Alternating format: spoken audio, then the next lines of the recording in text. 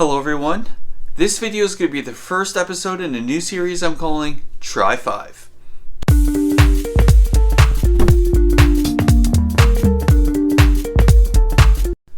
Hello everyone, my name is Josiah. Thank you for coming to my channel today.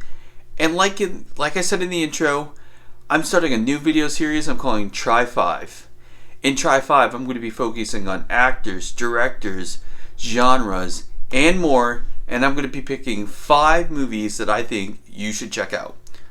Like you might notice from the title or the thumbnail, this video is going to be about foreign films. So I think watching foreign films is important. Not only do we get to see a different side of life, different cultures, different ways of living, but we also get to appreciate the many talented actors and directors from all across the globe. I would say within the last 4 or 5 years, foreign films have been something that I've been watching more and more and more. And I have really just been blown away by some of the films that I've seen. And I want to share some of those with you right now. So to start it off, we have Head On. So Head On is a German-Turkish film. And it's a romantic film. It's about a young woman named Sibel who just really honestly wants to break free from her strict home life. So one day she asks Chait, who's a man twice her age, if they can get married.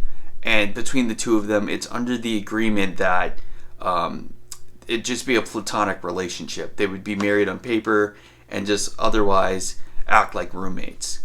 But of course, as you may suspect, they end up falling for each other. So what I think makes this movie different than other movies in this type of genre is the cultural aspect of that. For many people, I would say, I believe that like religion and culture are two of the biggest influences on who they decide to marry. And so watching a movie with a different cultural aspect where there's a very specific ways that you go about getting marriage and having a spouse and like leaving your parents' house, I think that's what really makes this movie unique and really stand out. And I think as far as romantic films go, it was very entertaining, and I think it might surprise a lot of you. So go and check it out. Alright, so moving on to number 4. Number 4, we have Kebab Connection. And Kebab Connection is a German-Turkish comedy. And I would say it's like, I don't know, like a coming-of-age story about you just growing up. It centers on a young man named Ibo who works for his uncle, making commercials for his uncle's kebab shop, when in reality, Ibo really wants to make Germany's first kung fu film. And then at the same time, he's dealing with the fact that his father has kicked him out of the house because he got his German girlfriend pregnant. And, just watching him balance between those two things of wanting to follow his dreams and accepting the responsibilities that are right in front of him, I think that's where a lot of the humor comes in, because there's been so many times where, we in our lives have kind of fumbled around trying to juggle all of the responsibilities that we have. And I think that's where, like I said, a lot of the humor comes in. And it even shows, I just think that's really relatable. And even from his father's standpoint, that a lot of the humor comes in with Ivo's relationship with his father. His father kicked him out and disowned him, but multiple times in the movie, his father tries to, have a father and son talk, and he's just very adamant, like, you can't talk to your father that way, but I'm not your father anymore, but still, and you can't talk to me like that. And it was just really humorous, and the way that they addressed the relationship, like in Head On, the relationship between like Turks and Germans at that time, I thought was really interesting. Alright, for my third pick, I have About Ellie. So About Ellie is a movie about a group of friends. They're Iranian, and they decide to go on a getaway together. and they invite this woman named Ellie. By the way, Ellie's not this person on the cover right here. But they invite Ellie, who they are somewhat acquainted with, and really the purpose for inviting her is they're trying to set her up with their close friend Ahmad. But tragedy strikes when Ellie mysteriously goes missing.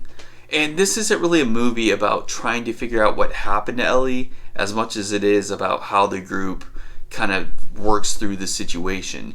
I think there's a lot of great acting in this drama, a lot of a lot of great cinematography, especially for a movie that's really shot in only like 1 or 2 different locations. The cinematography and the way that the what they captured the weather to reflect the mood of the group as they're all kind of stuck in this one house trying to figure it out. And as the course of the movie goes on and the layers of the situation start being peeled back more, the situation just becomes more and more complex. And I think this is a wonderful drama, and it's really worth checking out. Okay, number 2. This is kind of hard going between number 2 and number 1. Sometimes they flip-flop depending on my mood. But as of right now, number 2 is Goodbye Lenin.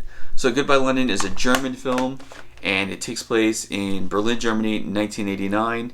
And it tells the story of a young man named Alex whose mother falls into a coma after she has a heart attack, witnessing him being arrested during a protest. Fast forward to a year later, when his mother comes out of the coma, she has no idea that the Berlin Wall has come down and that their entire world has changed. So Alex takes it upon himself to make sure his mother never finds out the truth, because he fears that the truth would be too much of a shock for her and cause her to die from the shock. And I think this is a wonderful movie. It's very heartfelt, kind of in the way of, how far we're willing to go to take care and to comfort those that we love. And there's also a lot of humor because of that. I mean, when you love someone, it doesn't matter what kind of relationship you have to that person, you end up going to some pretty sometimes outlandish lengths to comfort that person. I think one of the best examples of that was Alex goes to the store to buy his mother some pasta sauce, but the clerk tells him that they don't sell that kind anymore because of the capitalism that has come into Germany as a whole. And so he just buys his random can of sauce, and he digs through a whole bunch of trash looking for this old jar of sauce that his mother likes, just so he can take the label off and put it on and just hope that his mother doesn't notice the difference. And I think another one of my favorite aspects of this film is just the setting. I mean, I learned about the Berlin Wall coming down and all of that in school growing up, but beyond that, I don't really have any connection to that. So seeing a movie with from the point of view of somebody in that time period, in a situation where the entire world has changed, was really a nice and neat perspective, I think. Again, these are just some things that I've learned about, but just feeling how much that changed everybody's lives in Germany, who were living in Germany at that time, I thought it was really neat. Right, coming down to my number 1 pick, we have Amélie.